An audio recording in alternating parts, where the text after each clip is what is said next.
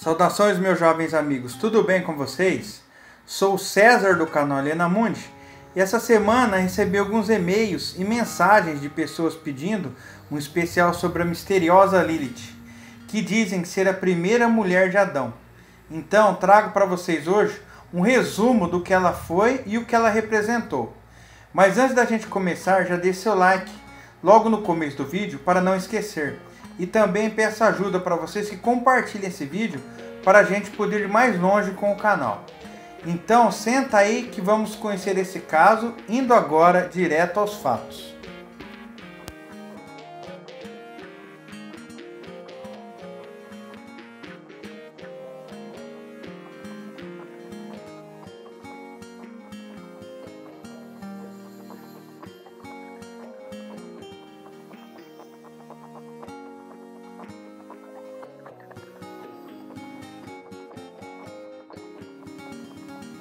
Tradições hebraicas, pergaminhos babilônicos e até vestígios na própria Bíblia indicam que a primeira mulher de Adão não foi Eva.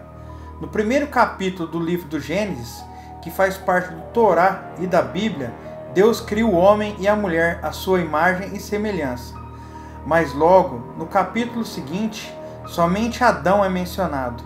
Onde foi parar a mulher do primeiro capítulo? E só no segundo capítulo que Eva é criada, e no terceiro que recebe seu nome.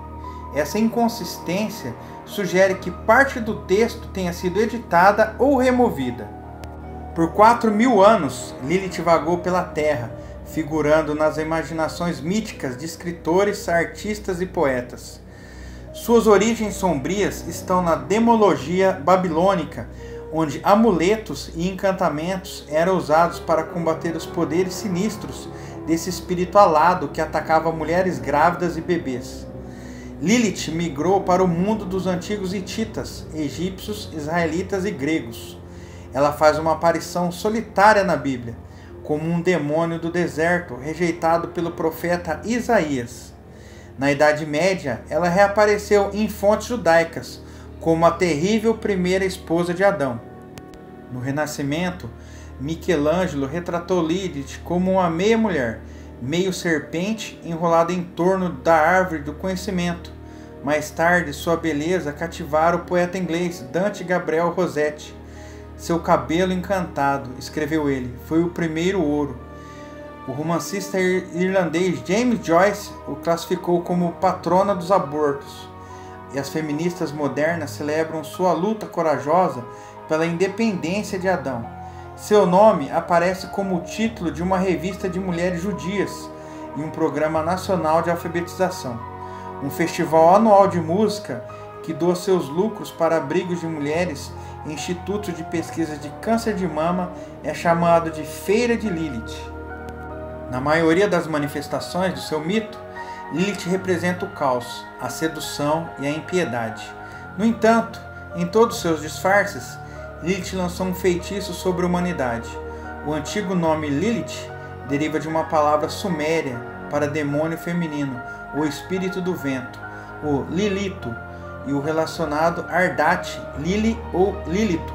Habita terras desertas e espaços abertos, e é especialmente perigoso para as mulheres grávidas e bebês. Seus seios estão cheios de veneno, não de leite. O Ardate Lili é uma mulher sexualmente frustrada e infértil que se comporta de forma agressiva em relação aos homens jovens. As mais antigas menções sobreviventes do nome Lilith aparecem em Gilgamesh e na Huluputri, um poema épico sumério encontrado em uma tábua em Ur e que data aproximadamente 2.000 anos antes de Cristo. O poderoso governante Gilgamesh é o primeiro herói literário do mundo. Ele corajosamente mata monstros e procura em vão o segredo da vida eterna. Um episódio depois que o céu e a terra se separaram e o homem foi criado. Gilgamesh corre para ajudar Inanna, deusa do amor erótico e da guerra. Em seu jardim perto do rio Eufrates, Inanna cuida amorosamente de uma árvore de salgueiro, o Hulupu, cuja madeira ela espera transformar em um trono e cama para si mesma. Os planos de Inanna são quase frustrados. No entanto, quando um triunvirato covarde acaba possuindo essa árvore. Um dos vilões é Lilith, e Nana, para seu desgosto, encontrou-se incapaz de realizar suas esperanças, pois enquanto isso, um dragão havia montado seu ninho na base da árvore. O pássaro Zu havia colocado seus filhotes em sua coroa, e no meio deles o demônio Lilith construía sua casa. Vestindo armaduras pesadas, o corajoso Gilgamesh mata o dragão, fazendo que o pássaro Zu voasse para a montanha e uma aterrorizada Lilith fugisse para o deserto. Originário aproximadamente ao mesmo tempo que o épico de Gilgamesh é uma placa de terracota, conhecida como o relevo de Burney, que alguns estudiosos identificam com a primeira representação pictória conhecida de Lilith. Mais recentemente, os estudiosos identificaram a figura como Inanna. O relevo da Babilônia a mostra como uma linda e nua sílfide, com asas de pássaros, pés com garras e cabelos contidos sob um gorro descorado com vários pares de chifres. Ela fica no topo de 2 leões e entre 2 corujas, aparentemente dobrando-as à sua vontade. A associação de Lilith com a coruja, uma ave predatória e noturna, mostra uma conexão com os terrores do voo da noite. Nos primeiros encantamentos contra Lilith, ela viaja com asas demoníacas, um meio convencional de transporte para os moradores do submundo. Datando do 7º ou 8º século a.C., é uma placa de parede de pedra calcária, descoberta em Arslan Tash, na Síria, em 1933, que contém uma menção horrível de Lilith. A tábua provavelmente estava pendurada na casa de uma mulher grávida e servia como um amuleto contra Lilith, que se acreditava estar espreitando a porta e bloqueando figurosamente a luz. Uma tradução diz: "O que você voa no quarto escuro, saia com você neste instante." Neste instante, Lilith, ladrão destruidor de ossos. Presumivelmente, se Lilith viu seu nome escrito na placa, ela teria medo do reconhecimento e partia imediatamente com medo. A placa oferecia proteção contra as más intenções de Lilith em relação a uma mãe ou uma criança. Em momentos críticos da vida de uma mulher, como o menarca, o casamento ou a perda da virgindade ou do parto, os povos antigos pensavam que forças sobrenaturais estavam em ação para explicar a alta taxa de mortalidade infantil. Por exemplo, uma deusa demoníaca foi responsabilizada. Histórias e amuletos de Lilith provavelmente ajudaram gerações de pessoas a lidar com o medo. Com o tempo, as pessoas em todo o Oriente ficaram cada vez mais familiarizadas com o mito de Lilith. Na Bíblia, ela é mencionada apenas uma vez, em Isaías 34. O livro de Isaías é um compêndio de profecias hebraicas, abrangendo muitos anos. Os primeiros 39 capítulos do livro, frequentemente chamado do primeiro Isaías, podem ser atribuídos ao tempo em que o profeta viveu, aproximadamente 701 a 742 a.C. Em todo o livro de Isaías, o profeta encoraja o povo de Deus a evitar embaraços com estrangeiros que adoram divindades alienígenas. No capítulo 34, Yahuel, empunhando a espada, busca vingança contra os edoítas infiéis, perenes forasteiros e inimigos dos antigos israelitas. De acordo com este poderoso poema apocalíptico, Edom se tornará uma terra caótica e deserta, onde o solo é infértil e animais selvagens vagam. Os gatos selvagens encontrarão hienas, os demônios de cabra devem se cumprimentar. Também o demônio de Lilith descansará e encontrará em um lugar de descanso. Isaías 34:14. O demônio de Lilith era aparentemente tão conhecido da plateia de Isaías que nenhuma explicação de sua identidade era necessária.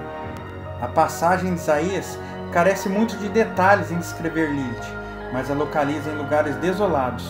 O verso da Bíblia, portanto, liga Lilith diretamente ao demônio do épico de Gilgamesh, que foge para o deserto. O deserto tradicionalmente simboliza esterilidade física e mental. É um lugar onde a criatividade e a própria vida são facilmente extintas. Lilith, o oposto feminino da ordem masculina, é banido do território fértil e exilado nas terras áridas. Os tradutores ingleses de Isaías 34:14 às vezes não confiam no conhecimento que os seus leitores têm de demonologia babilônica. A versão em prosa do poema da Bíblia de King James traduz o Lilith como uma coruja, lembrando as sinistras qualidades do pássaro do demônio da Babilônica. A versão padrão revisada pega em seus hábitos noturnos e identifica como a bruxa da noite, em vez de Lilith, enquanto as Sagradas Escrituras da Sociedade Publicadora Judaica de 1917 a chama de um monstro noturno. O texto hebraico e suas melhores traduções emprega a palavra Lilith na passagem Isaías, mas outras versões são verdadeiras para sua antiga imagem, como um pássaro, uma criatura noturna e Beodã. Enquanto Lilith não é mencionada novamente na Bíblia, ela reaparece nos pergaminhos do Mar Morto, encontrado em Uran. A seita Onan estava absorta como a demologia, e Lilith aparece no Song for Sage, um hino possivelmente usado em exorcismo. E eu, o sábio, sou a majestade de sua beleza, para aterrorizar e confundir todos os espíritos de anjos destruidores e espíritos bastardos, os demônios de Lilith, e aqueles que atacam de repente para desviar o espírito do entendimento e tornam desolador o coração deles.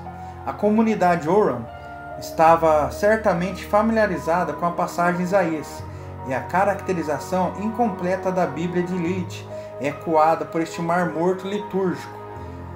Lilith também pode aparecer em um segundo pergaminho também do Mar Morto. Nos anos 50, C.S. Lewis invocou a imagem de Lilith em Crônicas de Nárnia, criando a Bruxa Branca, um dos personagens mais sinistros desse mundo imaginário. Como a filha de Lilith, a feiticeira branca está determinada a matar os filhos de Adão e as filhas de Eva. Ela impõe um congelamento perpétuo em Nárnia, de modo que é sempre inverno, mas nunca é Natal. Em um conto apocalíptico da sua superação do mal, Aslan, o criador e rei de Nárnia, mata a feiticeira branca e termina seu reinado cruel. Hoje, a tradição de Lilith teve um ressurgimento devido principalmente ao movimento feminista do século XX. Interesse renovado em Lilith levou os escritores modernos a inventar cada vez mais histórias, ignorando ou explicando os traços desagradáveis de Lilith. As feministas se concentraram na independência e no desejo da autonomia de Lilith. Uma parábola feminista de Judith Plaskow Goldenberg tipifica a nova visão de Lilith. No primeiro conto fantasioso de Goldenberg, segue um enredo básico de Ben Sira. Lilith não gosta de ser subserviente a Adão, então ela foge do paraíso. Em sua ausência, inspira Deus a criar Eva. Mas na recontagem de Goldenberg, a exilada Lilith está sozinha e tenta entrar novamente no jardim. Adão faz tudo o que pode para mantê-la fora, inventando histórias, descontroladamente farsa sobre Lilith, ameaça mulheres grávidas e recém-nascidos. Um dia, Eva vê Lilith do outro lado da parede do jardim e percebe que Lilith é uma mulher como ela, balançando de um galho de uma macieira. Eva, curiosa, se lança sobre a parede do Éden, onde encontra Lilith esperando. Enquanto as duas mulheres conversam, elas percebem que têm algo em comum, até o vínculo da irmandade crescer entre elas. A amizade nascente entre Lilith e Eva confunde e assusta tanto o homem quanto a divindade. Logo após a obra em prosa de Goldenberg, Pamela Hadas produziu um poema de 12 partes que examina o dilema de Lilith do ponto de vista feminino. Intitulado The Passion of Lilith, o poema explora os sentimentos do demônio na primeira pessoa, começando com a pergunta: o que eu gostava de fazer com os gostos de Adão? As duas primeiras pessoas são escaladas como oposto e não se entendem, não podem aprender e apreciar os pontos fortes um do outro. E Lilith se considera um exemplo de humor negro ou do capricho de Deus. A Lilith de Hadas reclama que se sente supérflua porque não pode ceder às restrições maçantes, ingênuas e monótonas do paraíso. O desajuste feminino foge da cena e tenta satisfazer seus instintos maternais ao abortar mulheres em partos e bebês recém-nascidos, em detrimento, é claro. A perspectiva feminista de Hadas é mais aparente na conclusão do poema. No entanto, quando Lilith vê sua vida de dor qualificando-a como santidade, tendo sido criada a partir da respiração de Deus, Lilith pede ao velho Deus careca que se case com ela e respire novamente. Quando o Senhor se recusa, ela fica ferida, irritada e fica sem opções, exceto viajar pelo mundo sozinha. As peregrinações de Lilith continuam até hoje. Esta criatura noturna, alada, é na verdade o único demônio sobrevivente do Império Babilônico, pois ela renasce cada vez seu personagem é reinterpretado. As recontagens do mito de Lilith refletem as visões de cada geração sobre o papel feminino. À medida que crescemos e mudamos com o milênio, Lilith sobrevive porque ela é o arqueotipo de papel em mudança da mulher. E vocês, meus jovens, ficaram impressionados com essa história? Lilith seria mesmo a primeira mulher de Adão? E será que ela é mesmo um demônio? Dê suas opiniões pra gente, que é muito importante. Você que é novo por aqui e não conhece nosso canal, tratamos de assuntos sobrenaturais e mistérios sem solução. Se gostou, já aproveite e se inscreva no canal. Ative o sino para não perder mais nenhuma notificação. E siga a gente nas redes sociais, já que o YouTube não está enviando notificações para todos. E dê uma força para o canal. Você que entrou agora aqui, de repente, não conhece nosso canal e gostou do nosso conteúdo, compartilhe esse vídeo que ajuda muito a divulgar. E se assistiu a gente até agora e gostou desse vídeo também, não saia de deixar seu like, que é muito importante para que o YouTube recomende esse vídeo para mais pessoas. Um grande abraço a todos, fiquem bem e até a próxima.